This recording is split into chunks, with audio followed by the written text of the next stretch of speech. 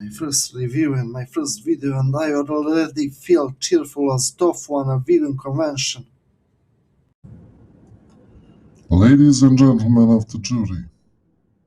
Actually, never mind. I don't trust your judgment, that's why I'm here.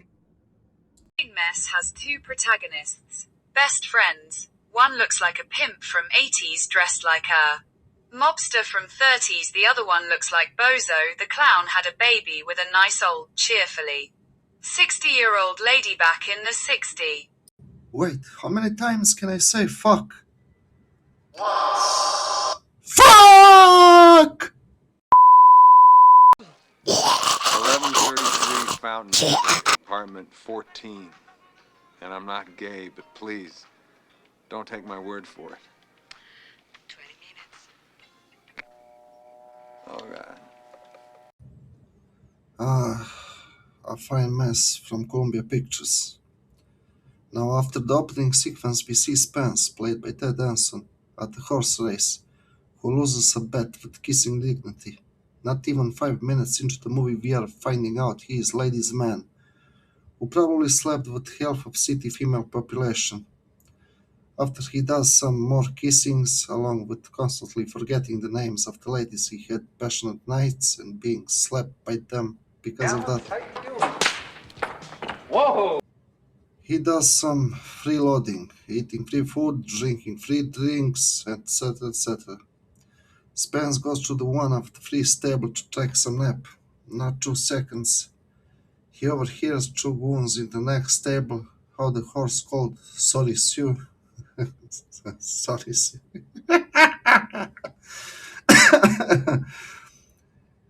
He's gonna win the race. Naturally, Spence comes up with the idea to get some extra money on betting the horse Sorry Sue. However, two goons notice him, and after some chase, they lose him. Now Spence needs his buddy Dennis, played by Howie Mandel. Correction, he needs his friend's money so he can bet. While this and that and a bit of left and right, after some poking around, some this and that, his friend agrees to help him with his life savings. But hot on Spence's trail are also those two goons who are there because the writer of the movie wrote so. After betting and taking the money and being chased, Susan? Spence and Dennis are hiding in some place where rich people who don't know what to do with their money are bidding some unnecessary things for very high price. While hiding at the bidding place, Dennis, like every fucking dumb idiot, raises his hand and buys a fucking piano or big music box because the movie was loosely based on 1930s Laurel and Hardy short movie The Music Box. After this and that, Dennis plays Claudia Pazzo, played by Maria Conchita Alonso, appears, and she really wants to buy the piano because her husband and the main villain, played by Paul Sorvino, really searched for that music box forever. And many other things are happening till the movie ends, but let us stop this synopsis here.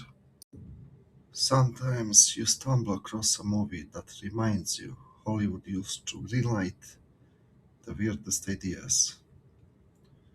And somehow they made it work. Now, Fine Mess is one of those raunchy 80s comedies that could only exist in that decade.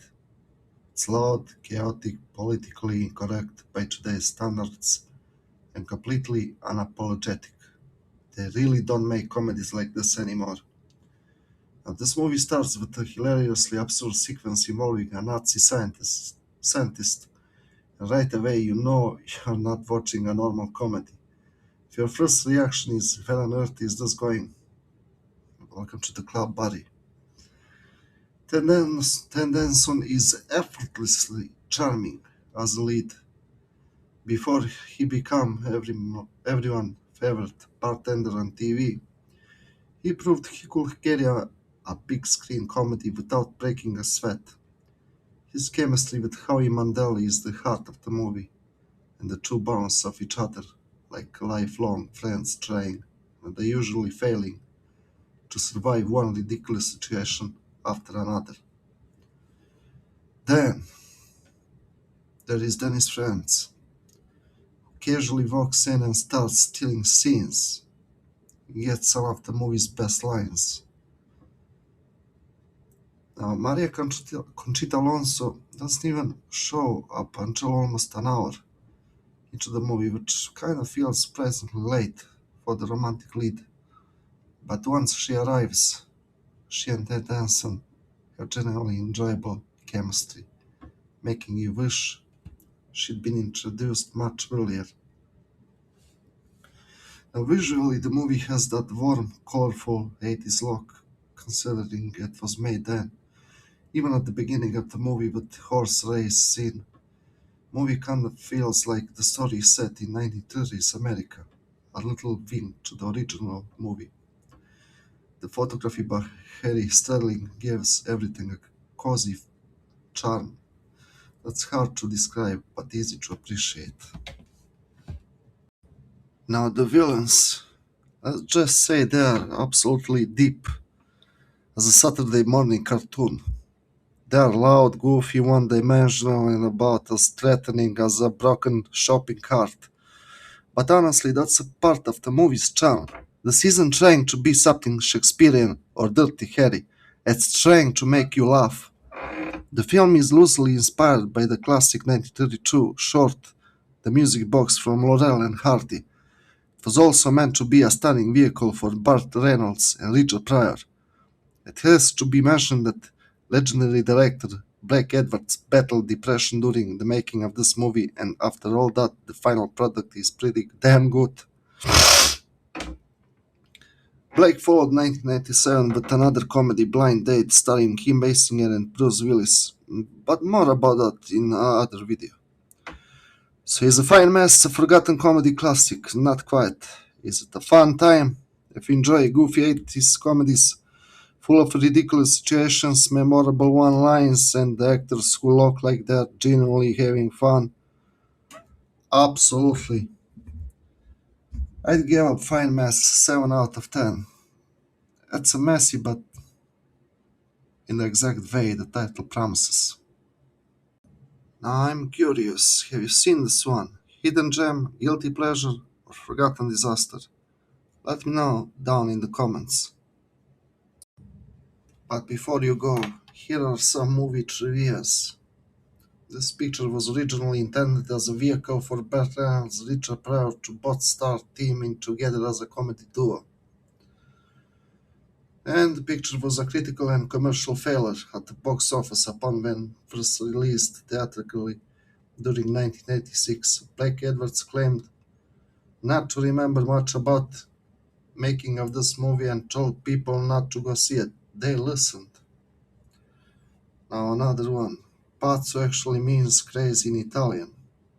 Now, A Fine Mess 1996 is loosely inspired by, but not a direct remake of the classic 1932 Laurel and Hardy short film The Music Box. And of course, the music is done by Henry Mancini, the man who did so many movies for writer-director Blake Edwards. If you managed to stay to this point of video, I want to thank my friends NT and Echo for actually suggesting me to open a YouTube channel dedicated to movie reviews. Hope over time I will become better and better. Gremlin out.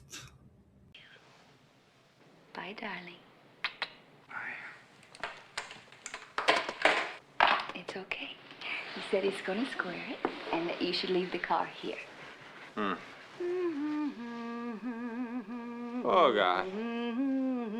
Oh, I just love that song. Alex, how you doing? Whoa! Susan? Alex, how you doing? Whoa! Oh man, my first review and I genuinely sucked at it. But as they said, There is a first time for everything. Note to myself. Get good, son. Hitler needs a pink slip to sell my truck like Hitler needed Churchill's okay to invade Poland.